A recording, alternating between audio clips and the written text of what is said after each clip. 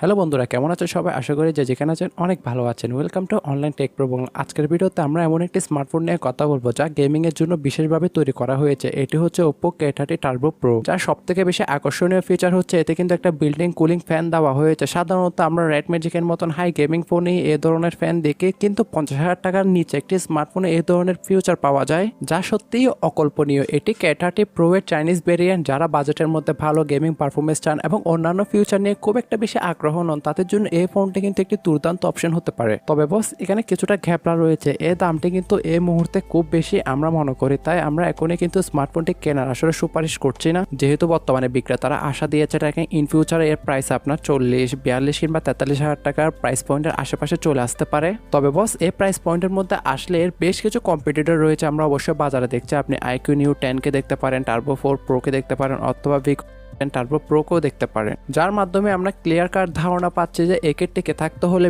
তার অবস্থান তৈরি করতে হলে যথেষ্ট চ্যালেঞ্জের মুখে পড়তে হবে। আপাতত সেই সপ্তাহ স্মার্টফোনটি সম্পর্কে জেনে নেওয়া যাক। তাই চ্যানেলে নতুন হলে চ্যানেলটি সাবস্ক্রাইব করতে ভুলবেন না, আর বেল আইকনটা তো অবশ্যই অল করতে ভুলবেন না। ফেসবুক পেজ থেকে দেখে থাকলে অবশ্যই ফেসবুক পেজটি ফলো, লাইক, কমেন্ট এবং শেয়ার করতে ভুলবেন না। ডিজাইন পার্ট নিয়ে সবার আগে আলোচনা করা যাক। ফোনটির ডিজাইন গেমিং লুক দিয়েছে, স্পষ্ট বোঝাই যাচ্ছে এর পেছনের অংশে একটি আকর্ষণীয় সিলভার ও ব্লু রঙের ডিজাইন রয়েছে, যা দেখতে বেশ নান্দনিক। তবে এর সিগনেচার পার্পল যে কালারটা রয়েছে ওটা কিন্তু আরো বেশি আকর্ষণীয় আমি বলবো। বিল কোয়ালিটিতে এক প্রকার ফুল প্লাস্টিকই পাবেন। এই বাজেটে আসলে কিছুটা গ্রহণযোগ্যতার কাতার রাখে না। তবে এর পিছনে যে ক্যামেরা মডিউলটি দেখতে পাচ্ছেন, সেখানে দুটি ক্যামেরার মনে হলো আসলে একটাই 50 মেগাপিক্সেলের সনির IMX2 সেন্সর রয়েছে। ইভেন এর নিচে যে গোলাকার অংশটি রয়েছে সেটি হলো বিল্ট ইন কুলিং ফ্যান। এই ফ্যানটি মূলত একটি মিনি সেন্ট্রিফিউগাল ফ্যান, যা আপনার 1800 RPM গতিতে কাজ করে।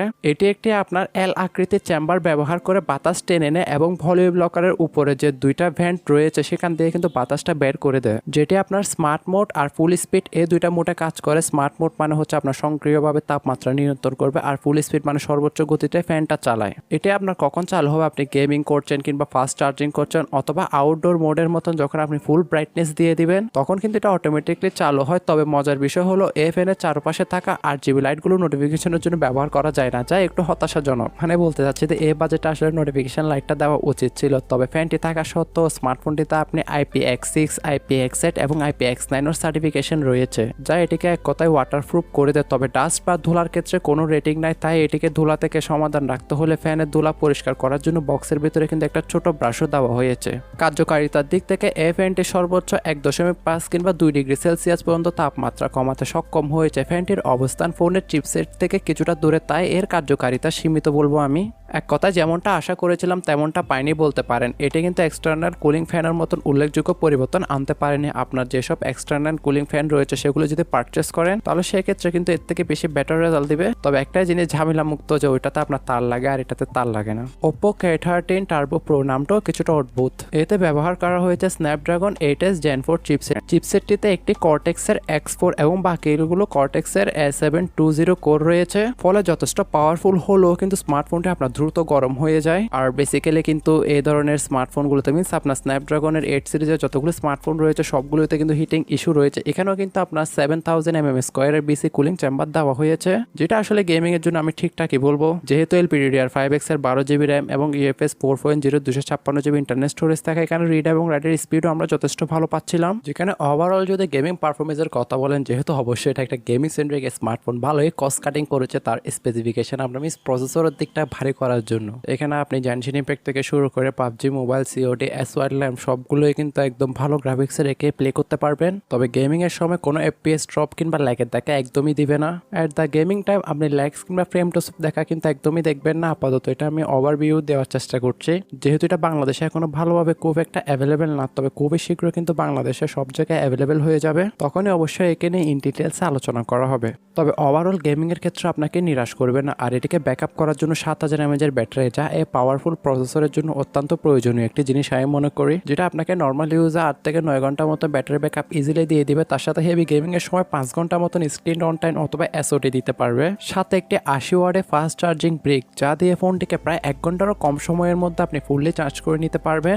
এবারে কিছুটা ক্যামেরা এবং ডিসপ্লের প্রশংসাও বলা যাক। গেমিং ফুলের মূল উদ্দেশ্য যেহেতু গেমিং, তাই ক্যামেরার দিক থেকে খরচ কমিয়ে আনা হয়েছে। প্রাইমারিতে আমরা জাস্ট একটা সিঙ্গেল ক্যামেরায় দেখতে পারবো, সেকেন্ডারিতে আরেকটা ক্যামেরা রয়েছে হয়েছে ওটা আসলে আপনার আজাইরা সেন্সর বলতে পারেন। প্রাইমারিতে 50 মেগাপিক্সেলের ওআইও যুক্ত সোনির IMX8882 সেন্সর ব্যবহার করা হয়েছে। তবে এর যে সেন্সরটা ইউজ করা হয়েছে ওটা আপনাকে চিন্তা করাতে পারে যে এটা মনে হয় আমরা ইনফিনিক্স হট 15 প্রো প্লাসও দেখেছিলাম, হ্যাঁ সেম সেন্সরটা এখানে ইউজ করেছে, তবে তাই বলে ক্যামেরার কোয়ালিটি সেম হবে না। যেহেতু এতে খুবই পাওয়ারফুল একটা চিপসেট ইউজ করা হয়েছে বিদায় এখানে ISPও বেশ ভালো ছিল, তাই ইনফিনিক্সের স্মার্টফোন থেকে কিছুটা বেটার ছবি আশা করতে পারেন। তবে তাই বলে এটি ফ্ল্যাগশিপ ফোনের ক্যামেরার সাথে তুলনীয় নয়। সামনে 16 মেগাপিক্সেলের সেলফি ক্যামেরা দ্বারা সর্বোচ্চ 1080p ভিডিওগুলো করা যায়। এক কথায় বলছি গেমিং সেন্ট্রিক স্মার্টফোন, এখানে ক্যামেরা তো খুব একটি বেশি ফোকাস দেওয়া হয় না, তারপরেও কিছু এক্সাম্পল কিংবা স্যাম্পল স্ক্রিনে দেখতে পাচ্ছেন। ডিসপ্লের ক্ষেত্রে এখানে কিন্তু ব্যবহার করা হয়েছে 6.8 ইঞ্চি মাপের একটি ফ্ল্যাট অ্যামোলেড প্যানেল, যেটা 120 হার্জের রিফ্রেশ রেটকে সমর্থন করে এবং টাচ স্যাম্পলিং রেট খুবই ভালো, যা গেমিং এর জন্য অত্যন্ত গুরুত্বপূর্ণ। সর্বোচ্চ ব্রাইটনেস 1600 নিট পর্যন্ত যায়, তাই আউটডোর ভিজিবিলিটিস এর ক্ষেত্রে খুব একটা সমস্যা হয় না। তবে এখানে একটাই সমস্যা লেগেছে, ফ্রেমে কিন্তু কোনো প্রকার দেখতে পাচ্ছেন না হেডফোন জ্যাকের গর্ত না। গেমিং স্মার্টফোন হেডফোন জ্যাকের গর্তটা অবশ্যই দেওয়া উচিত ছিল। তবে ভালো ব্যাপার এতে বাইপাস চার্জিং এর সুবিধা দেওয়া হয়েছে, যেটা গেমিং এর ক্ষেত্রে বেশি কাজে আসবে। আর যদি আমি তার সফটওয়্যার এবং অন্যান্য ফিচার নিয়ে কথা বলি, যেহেতু আপনার চাইনিজ ভেরিয়েন্টের একটি স্মার্টফোন, এখানে আমরা অ্যান্ড্রয়েড 15 এর সাথে আসবে, যেটা আপনার বেস্ট অন কিন্তু ColorOS 15। তবে অনেকের চাইনিজ ইউআই নিয়ে অ্যালার্জি রয়েছে, হ্যাঁ এক্ষেত্রে আপনি গ্লোবালটা দেখতে পারেন, তবে গ্লোবালটা এখনো কখন আসবে তা এখনো জানা যায়নি অফিসিয়াল ভাবে। তবে মোর ফোকাসটা যদি গেমিং এ হয়ে থাকে তাহলে ইউআইটা আসলে